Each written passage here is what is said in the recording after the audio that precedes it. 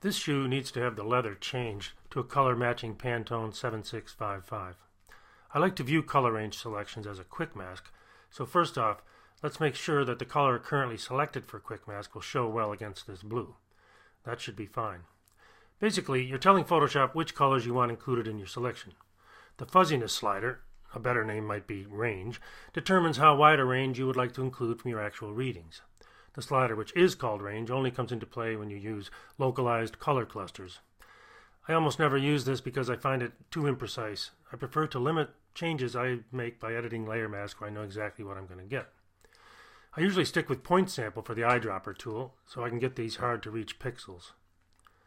This looks about right. Sometimes you end up with some little holes in your selection. A little trick to get rid of them is to expand your selection a pixel or so and then contract it back to get the overall edges back where they belong. Now that we have this nice selection, how are we going to use it? I make a solid color layer. The selection is the layers mask. I double click on the color icon and in the color picker choose the desired color. Then I change the layers blend mode to color. Now it's time to fix up our mask with the brush tool. Make sure the layer mask is selected and start adding or subtracting color from the mask. Of course, you should be using a pressure-sensitive tablet so you can easily vary the amount of change.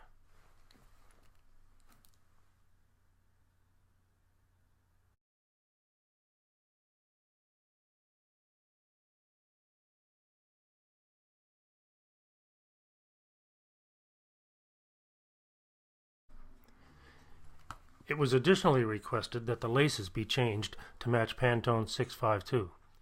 We'll do the same as we did for the main color. A quick selection to limit our color range to just the lace area. Then we repeat the steps.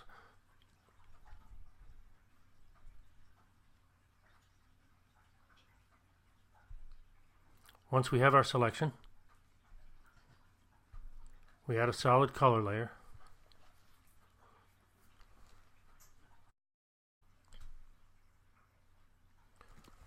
We choose the color and then we change the blend mode of the layer to color. Let's do a little editing to this mask. The orange laces were reflecting some color onto these metal eyelets. We'll brush with white on the mask to let some of our blue come through here.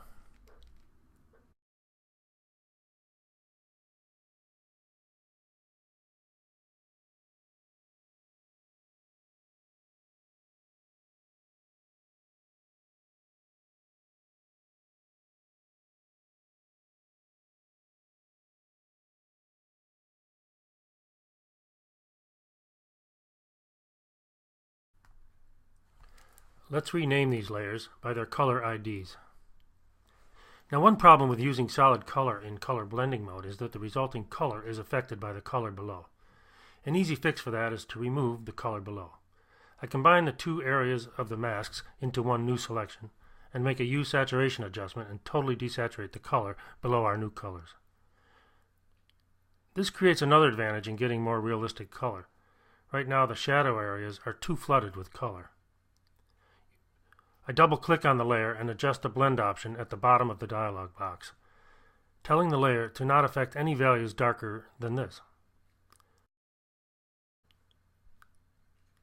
Then I hold down the Option key or Alt key and pull the left side of the marker away.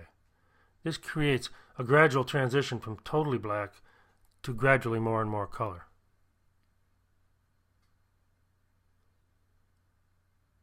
We'll do the same for the laces.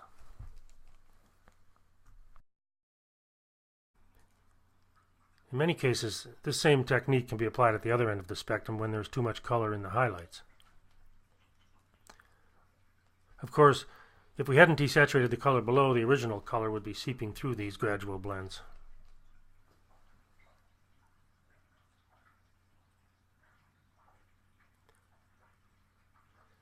So that's a quick look at using color range to change one color to another on a product shot. Feel free to comment, ask questions, etc., and thanks for watching.